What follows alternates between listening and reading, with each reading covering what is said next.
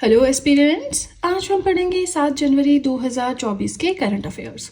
तो जल्दी से निकालें अपना पेपर पेन एंड करें वीडियो के साथ में ही अपनी नोट्स मेकिंग स्टार्ट। आज की फर्स्ट न्यूज़ है कि first women DGP director general of police of Maharashtra कौन अपॉइंट किए गए हैं। तो न्यूज़ इंपॉर्टेंट इसलिए है कि पहली महिला, जहां भी महिलाएं एक स्टेप आगे हो रही हैं तो वो एग्जामिनेशन पॉइंट ऑफ व्यू से आपको पता है चीज़ें इंपॉर्टेंट हो जाती हैं। तो फर्स्ट वुमेन डीजीपी महाराष्ट्र की बनी है रश्मि शुक्ला। ठीक है, अब इसमें भी बताया होगा, अगर आप गूगल करेंगे कि इनकी अर्लियर क्या पोस्ट थी तो वो सब जानना इंपॉर्टेंट नहीं है। यहाँ पे थोड़ा सा महाराष्ट्र के बारे में देख लेते हैं। कैपिटल है मुंबई, सबको पता है। ठीक है, second most popular state in the country. हम पढ़ते हैं ना हमारे देश में सबसे ज्यादा पॉपुलेशन कौन से स्टेट में है, एरिया वाइज सबसे बड़ी स्टेट कौन सी है। अगर आपने कभी पढ़ा होगा तो वहां पे जैसे सेंसस होता है या फिर इको में इन चीजों को हम पढ़ते हैं, है ना। तो सेकंड सबसे ज्यादा पॉपुलेशन वाली स्टेट या कह लीजिए राज्य हमारे देश में है महाराष्ट्र। तो अगर सेकंड महाराष्ट्र है, फर्स्ट कौन है? उत्तर प्रदेश। नेक्स्ट है third largest state by area after Rajasthan and MP. Area wise तीसरा सबसे बड़ा स्टेट है, मतलब सबसे बड़ा है राजस्थान, सेकंड पे है एमपी, थर्ड है महाराष्ट्र। फॉर्मेशन हुई थी फर्स्ट में 1960 को बॉम्बे रीऑर्गेनाइजेशन एक्ट आया था, हमने इंडियन पॉलिटी में पढ़ा है। मुंबई जो है इंडिया की फाइनेंशियल एंड कमर्शियल कैपिटल है। ठीक है, वैसे क्या है हमारी कैपिटल? एडमिनिस्ट्रेटिव कैपिटल क्या है? न्यू दिल्ली। सीएम कौन है महाराष्ट्र के? एकनाथ शिंदे। उसके बाद गवर्नर कौन है यहाँ के? भगत सिंह कोश्यारी। ऑफिशियल लैंग्वेज क्या है? Marathi. And currently wealthiest state by GDP. अच्छा, कौन सी स्टेट सबसे ज्यादा कंट्रीब्यूट करती है या जहां पे सबसे ज्यादा जीडीपी है ना, ग्लोबल डोमेस्टिक प्रोडक्ट है। हम पढ़ते हैं value, all the value of goods and services produced in a country, और अगर स्टेट वाइज बोले इन अ स्टेट, है ना। मैंने जीडीपी, जीएनपी, एनएनपी, ये सारी टर्म्स इकोनॉमिक्स में पढ़ाई हैं। अगर आपने इको की वीडियोज नहीं देखी हैं, इको आपको पढ़ना टफ लगता है, तो उस केस में मेरे यूट्यूब चैनल पे जाएं, प्लेलिस्ट सेक्शन पे जाएं and Indian economy hand written notes की प्लेलिस्ट आप देख सकते हैं। नाउ करंटली वेल्दीएस्ट स्टेट है in terms of GDP. And news हमारी क्या थी कि पहली वुमेन डीजीपी महाराष्ट्र की रश्मि शुक्ला। तो देखिए, जब इस तरह से पढ़ते हैं ना तो बहुत सारी चीजें हमारी रिवाइज हो जाती हैं। पॉपुलेशन एरिया वाला कंसेप्ट रिवाइज हो गया, फॉर्मेशन वाला रिवाइज हो गया, सीएम गवर्नर रिवाइज हो गए, जीडीपी वाला कंसेप्ट थोड़ा सा रिवाइज हो गया। ठीक है, चलिए सेकेंड न्यूज अगर हम अभी देखें तो जीआई टैग मिला है कुछ चीजों को, तो बस उन्हीं के बारे में हमें पढ़ना है। ठीक है, चलिए ओके। तो सबसे पहले देखिए, दो स्टेट से कुछ प्रोडक्ट्स हैं जिन्हें जीआई टैग मिला है। कुछ है अरुणाचल प्रदेश से, कुछ है उड़ीसा से। ठीक है, तो अरुणाचल प्रदेश के वो प्रोडक्ट्स जिन्हें रिसेंटली जीआई टैग मिला है। जीआई क्या है? Geographical indication tag. इसको मिलने से क्या होता है, क्या फायदा होता है, वो भी हम पढ़ेंगे। फिलहाल इतना देखें कि जो हैंडमेड कार्पेट्स, कार्पेट आप समझते हैं जिन्हें हम दरी बोलते हैं हमारी भाषा में, मे बी आप क्या बोलते हैं, कालीन बोल सकते हैं, है ना। जो हम फ्लोर पे बिछाते हैं, कार्पेट्स जो होते हैं हाथ से बने हुए, अरुणाचल प्रदेश के, उन्हें जीआई टैग मिला है। एंड वांचो वुडन क्राफ्ट को भी जीआई टैग मिला है। अब ये जो वांचो वुडन क्राफ्ट है, वांचो ट्राइब है अरुणाचल प्रदेश की, वो इसे बनाते हैं। ठीक है, इसके अलावा दो चीजें हो गई अरुणाचल प्रदेश की। दो चीजें हैं उड़ीसा की जिन्हें जीआई टैग मिला है। क्या क्या है? लांजिया सौरा पेंटिंग्स एंड डॉनगरिया कौंद शॉल। अच्छा, होता क्या है ना, जीआई टैग्स बार बार बहुत सारी चीजों को मिलते रहते हैं, तो हम सोचते हैं कि एग्जाम से इंपॉर्टेंट नहीं है, बट वो करते क्या है ना, जैसे अलग अलग स्टेट्स के बहुत सारे प्रोडक्ट्स को, क्राफ्ट्स को, चीजों को मिलेगा जीआई टैग, तो हर एक स्टेट से एक एक उठा लेंगे और क्वेश्चन में डाल देंगे कि 4 प्रोडक्ट्स आपको दिए हैं, इन चारों को जीआई टैग मिला है। So which of the following belongs to Odisha state या which of the following belongs to West Bengal state. तो आपको पता होना चाहिए कौन सी चीज कहाँ की है, ये चीजें इंपॉर्टेंट है। ठीक है ना। नाउ चलिए, ये तो हो गया कि रिसेंटली जिन्हें जीआई टैग मिला है। अब हम बात करेंगे पहला ऐसा प्रोडक्ट इंडिया में जिसे जीआई टैग मिला, तो वो थी दार्जिलिंग टी। 2004-5 में इसे जीआई टैग मिला था। ठीक है, अब ये जो जीआई टैग मिलता है यानी जियोग्राफिकल इंडिकेशन टैग, एक तरह से आइडेंटिफिकेशन मिलती है, तो इससे क्या फायदा है? चलिए फायदा देखते हैं। एक तो आपको रिकॉग्निशन मिलती है, पहचान मिलती है। ठीक है, दूसरा ये कि ये आपको इंश्योर करता है, मतलब आपको एक तरह से गारंटी देता है कि जो रजिस्टर्ड यूजर्स हैं या जो ऑथराइज्ड यूजर्स हैं, मतलब जिन्हें ऑथराइजेशन मिली है, वही सिर्फ इस प्रोडक्ट का यूज करके सेल कर सकते हैं, कोई और नहीं। अगर मान लीजिए दार्जिलिंग टी है ना, तो जिनके पास इसकी रजिस्टर्ड ऑथराइजेशन है ना, सिर्फ वही लोग जो है इसकी सेल कर सकते हैं, कोई और नहीं कर सकता। अच्छा, मैं अगर इस फील्ड में आ जाऊं कि मुझे भी सेल करनी है, तो मैं इस नाम से सेल नहीं कर सकती। हाँ, इस चीज को किसी, मतलब कुछ और नाम कर लो, कुछ और मॉडिफिकेशन कर लो, पर इस नाम को यूज नहीं कर सकते। मतलब नाम को एक तरह से आइडेंटिफिकेशन मिल चुकी है, रिकॉग्निशन मिल चुकी है। ठीक है जी। अब देखिए हमारा फर्स्ट पेज हुआ कंप्लीट। बेशक हमने दो चीज़ें पढ़ी, दो ही पॉइंट्स पढ़े, लेकिन उसके साथ में बहुत सारी और नई नई चीज़ें भी सीखी हैं, ठीक है ना। बहुत सारी चीज़ें रिवाइज भी की हैं, जैसे यहाँ पे हो गया, जीआई टैग के बारे में हो गया। तो अभी हमें काफ़ी पॉइंट्स पढ़ने हैं, आप बस पेशेंस बना के रखें, वीडियो के साथ में नोट्स बनाते रहें, क्योंकि अगर आप नोट्स बना रहे हैं तभी ये नोट्स बेनिफिशियल होंगे। एक बार सुन के चीज़ें याद नहीं रहती हैं, ह्यूमन ब्रेन है, बार बार रिविजन की रिक्वायरमेंट रहती है। चलिए तो अब सीधे चलते हैं अपने नेक्स्ट पेज की ओर। आज का थर्ड पॉइंट है all India conference of directors general and inspectors general of police. All India conference हुई है पुलिस के जो डायरेक्टर जनरल है एंड इंस्पेक्टर जनरल्स की, कहाँ पे? जयपुर में। जयपुर कहाँ है? राजस्थान में। जयपुर में जो राजस्थान इंटरनेशनल सेंटर है वहाँ पे ये ऑल इंडिया कॉन्फ्रेंस हुई है। 3 दिनों की कॉन्फ्रेंस, ठीक है।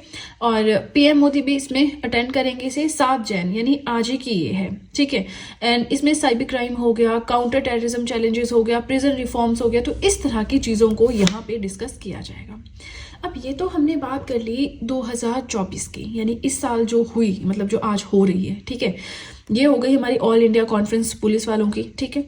अब 2023 में भी ये directors general and inspectors general की जो पुलिस के होते हैं, इनकी ऑल इंडिया कॉन्फ्रेंस हुई थी।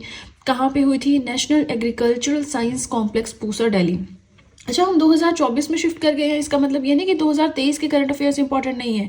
देखिए जो एग्जाम रहता है ना आपका, अगर आप पिछले 6 महीने के पढ़ रहे हो बहुत अच्छी बात है, लेकिन अगर आप पिछले 1 साल के करंट अफेयर्स रिवाइज कर पा रहे हो एग्जाम के टाइम में तो बहुत अच्छी बात है। क्योंकि जितने मैंने देखा है आपका क्लैरिकल लेवल का, टीचिंग लेवल का, सुपरिटेंडेंट लेवल के जो भी एग्जाम्स होते हैं ना, इनमें क्वेश्चन जो है वो करंट अफेयर्स के थोड़े ज्यादा रहते हैं। जितना पैटर्न मैंने एनालाइज किया है, जो आपके मोटी सब्जेक्ट से आपका मॉडर्न हिस्ट्री है उसमें से ज्यादा क्वेश्चन आएंगे, एंशिएंट मिडिवल से 2-2 क्वेश्चन आएंगे, है ना, तो आप वो स्किप भी कर सकते हैं। आपका वर्ल्ड ज्योग्राफी, इंडियन ज्योग्राफी से क्वेश्चन आएंगे, आपकी पॉलिटी से क्वेश्चन आएंगे, और बहुत तगड़े क्वेश्चंस नहीं होते वो। तो अगर आपने पॉलिटी बहुत अच्छे से पढ़ी है तो चांसेस हैं कि आप कर ही पाएंगे ऑलमोस्ट सभी सॉल्व, है ना। तो इस तरह से आपने रखनी है। ऐसा नहीं एंशिएंट मिडिवल को ज्यादा टाइम नहीं देना, ऑब्वियसली पढ़ना तो पड़ेगा ही, क्योंकि कई बार वहां से बहुत इजी क्वेश्चन आ जाते हैं, बट बहुत डिटेल में देखिए मुश्किल है एंशिएंट मिडिवल करना, है ना। साइंस बहुत ईजी है, इसे आप देख सकते हैं। साइंस में भी बहुत सिंपल क्वेश्चन आते हैं, टफ नहीं आते। तो इस तरह से आपको अपने प्रीवियस ईयर क्वेश्चन पेपर देख के पैटर्न एनालाइज करके प्रिपरेशन करनी है। चलिए फिलहाल हम ऑल इंडिया पुलिस वालों की कॉन्फ्रेंस देख रहे थे, 2023 की पूसा दिल्ली में हुई। अभी पूसा इंस्टीट्यूट बड़ा फेमस रहता है, तो उसके बारे में थोड़ा सा मुझे आपसे डिस्कस करना है। अब पूसा का कंसेप्ट देखते हैं। तो सबसे पहले हम देखिए, एक इंस्टीट्यूट है Indian agriculture research institute, IARI, इसे पूसा इंस्टीट्यूट भी कहते हैं। अब ओरिजिनली मतलब बहुत पहले ये लोकेटेड था पूसा नाम की जगह एक बिहार में, वहां पे 1911 में एस्टेब्लिश हुआ। अभी हम पूसा इंस्टीट्यूट किसको बोलते हैं? पूसा पूसा आपने बहुत सुना होगा, एग्जाम्स में भी ये क्वेश्चन बहुत फेमस रहता है। पूसा इंस्टीट्यूट है इंडियन एग्रीकल्चर रिसर्च इंस्टीट्यूट। उस लोकेशन के बेस पे इसे पूसा इंस्टीट्यूट कह देते हैं। जैसे शिमला सिटी है ना, तो वहां का एग्जैक्ट नाम कुछ और होगा, या वहां पे यूनिवर्सिटी है, हिमाचल प्रदेश यूनिवर्सिटी है हिमाचल शिमला में, तो उसका नाम HPU, लेकिन हम क्या बोलते हैं? शिमला यूनिवर्सिटी है। क्यों बोलते हैं? क्योंकि वो शिमला में लोकेटेड है ना। एक सिंपल सी चीज बता रही हूँ। तो वैसा ही है, पूसा एक लोकेशन है बिहार में, वहां पे ये इंस्टीट्यूट था इंडियन एग्रीकल्चर रिसर्च इंस्टीट्यूट, इसलिए इसे पूसा इंस्टीट्यूट बोल देते थे। क्यों? क्योंकि पूसा में था। 1911 में इसकी फॉर्मेशन हुई थी, और उस टाइम पे इसका नाम था imperial agricultural research institute. Indian की जगह इंपीरियल था। लेकिन पूसा में फिर बहुत बड़ा अर्थक्वेक आया 1934 में, जिसकी वजह से इस इंस्टीट्यूट को शिफ्ट कर दिया गया दिल्ली में 1936 में। अब उसके बाद से ये दिल्ली में ही है, ठीक है। अब किसकी बात करें? पूसा से ये कंसेप्ट निकला है सारा। अब ये जो कॉन्फ्रेंस हुई है ये नेशनल एग्रीकल्चर साइंस कॉम्प्लेक्स में दिल्ली में, इससे कोई लेना देना नहीं है, बस पूसा शब्द आया वहां से ये कंसेप्ट जा गया सारा। अदरवाइज ये पॉइंट आपका यहीं खत्म होता है, ठीक है। अब ये जो दिल्ली में इंस्टीट्यूट बन गया आपका इंडियन एग्रीकल्चर रिसर्च इंस्टीट्यूट, इसको फाइनेंस करना, इसको एडमिनिस्टर करना काम है ICAR का। और ये ICAR क्या है? Indian council of agriculture research, ठीक है जी। आई होप समझ में आया होगा आपको। यहाँ से बड़े क्वेश्चंस आते हैं। नाउ फोर्थ पॉइंट हमारा आता है, रिसेंटली बीच गेम्स होनी है जी, उसका बड़ा चल रहा है ना, स्टार्ट हो गई है। देखते हैं कब से स्टार्ट हुई, क्या सिस्टम है। तो बीच गेम्स का आपने बड़ा देखा होगा, ये इंस्टाग्राम पे भी बहुत चल रहा है। तो बीच गेम्स कहाँ पे हो रही हैं? सबसे पहले तो जो घोगला बीच है, ठीक है, कहाँ पे? दीव में, वहां पे हो रही है। 4 जनवरी से 11 जनवरी मतलब स्टार्ट हो चुकी है ये, है ना, 4 जैन से 11 जैन तक। इसका इनॉग्रेशन हमारे यूनियन मिनिस्टर हैं अनुराग सिंह ठाकुर, उन्होंने किया है। इसमें टोटल 8 तरह की गेम्स होंगी। थीम रहेगा डॉल्फिन्स के ऊपर। अब ऐसा नहीं कि जैसे हम कोई डे पढ़ते हैं उसका थीम नहीं, मतलब पूरी जो बीच गेम्स है ना उनका थीम है डॉल्फिन्स, सो दैट अलग अलग गेम बैनर्स होंगे, आपके बड़े बड़े पोस्टर्स लगते हैं, है ना, पेंटिंग्स बनती है, तो उसमें डॉल्फिन्स को ज्यादा हाईलाइट किया हुआ है। एंड इसकी क्लोजिंग सेरेमनी 11 को होनी है, 3-4 दिन बाद, INS खुकरी मेमोरियल में। ठीक है जी। अब देखिए इसी के साथ हमारा सेकेंड पेज भी हो गया कंप्लीट। आई होप आप लोग नोट्स बना रहे हैं। बार बार ज़रूरत पड़ती है सेम चीज़ बोलने की, ताकि आप लोगों को थोड़ा मोटिवेट कर सकूं। तो अब हमारा सेकेंड पेज भी हुआ कंप्लीट। कोई भी फीडबैक हो कमेंट सेक्शन में दे सकते हैं। और अब सीधे चलते हैं अपने थर्ड और अपने लास्ट पेज की ओर। आज का 5th पॉइंट है Prerna and education program based on experience. Launch किया गया है किसके द्वारा? तो देखिए ये तो प्रेरणा का पूरा नाम है। वैसे अगर आप न्यूज़ देखेंगे या गूगल करेंगे तो वहाँ पे सिर्फ प्रेरणा प्रोग्राम आ रहा लिखा हुआ, लेकिन ये पूरा नाम है इसका। अब ये जो प्रेरणा प्रोग्राम है लॉन्च किया गया है किसके द्वारा? एग्जाम में आ सकता है, मिनिस्ट्री ऑफ एजुकेशन के द्वारा। अब एजुकेशन मिनिस्ट्री का भी जो डिपार्टमेंट है, the department of school education and literacy, उनके द्वारा ये प्रोग्राम लॉन्च किया गया है। अब ये है क्या? वीक लॉन्ग यानी 1 हफ्ते लंबा एक प्रोग्राम है, जिसमें क्लास 9th से क्लास 12th तक के जो स्टूडेंट्स हैं उन्हें कुछ सेलेक्ट किया जाएगा और उसके बाद जो है उन्हें एक एजुकेशनल ट्रेनिंग दी जाएगी। अब इसका जो करिकुलम है कि प्रेरणा प्रोग्राम के अंदर क्या क्या बताया जाएगा बच्चों को, है ना, ऐसे पढ़ाया नहीं जाएगा, कुछ बेसिक जो वैल्यूज होती है वो उनमें इनकलकेट की जाएंगी। तो इसका जो करिकुलम है कि प्रेरणा के अंदर क्या क्या होगा, वो IIT गांधीनगर के जो स्टूडेंट्स हैं या जो रिसर्चर्स आप कहेंगे उनके द्वारा बनाया गया है। इसमें 9 वैल्यू बेस्ड थीम्स हैं कि बच्चों को क्या क्या वैल्यूज होनी चाहिए। 9 थीम्स है, मैंने सारी नहीं लिखी बट 3 लिखी है ताकि आपको आइडिया हो सके कि ये प्रेरणा प्रोग्राम है किस बारे में। स्वाभिमान एंड विनय, शौर्य एंड साहस, करुणा एंड सेवा। तो इस तरह की थीम्स बच्चों में इनकलकेट की जाएंगी through Prerna program, the department of school education and literacy. ठीक है जी। नाउ 6th पॉइंट देखते हैं। एक अपॉइंटमेंट हो गया रिसेंटली, न्यू प्रेसिडेंट बने हैं AIRIA के। कौन बने हैं? शशि सिंह बने हैं। ये AIRIA क्या है? All India rubber industries association है। ठीक है जी, all India rubber industries association है और इसके प्रेसिडेंट बने हैं शशि सिंह। इस एसोसिएशन की बात करें 1945 में इसकी फॉर्मेशन हुई थी। मेन ऑब्जेक्टिव यही है इसका कि ताकि प्रमोट कर सके या सेफ गार्ड, मतलब एक प्रोटेक्शन प्रोवाइड करवा सके जो भी रबर इंडस्ट्री में हैं कंपनीज, कम्युनिटीज, उनके इंटरेस्ट को प्रमोट किया जा सके, प्रोटेक्ट भी किया जा सके।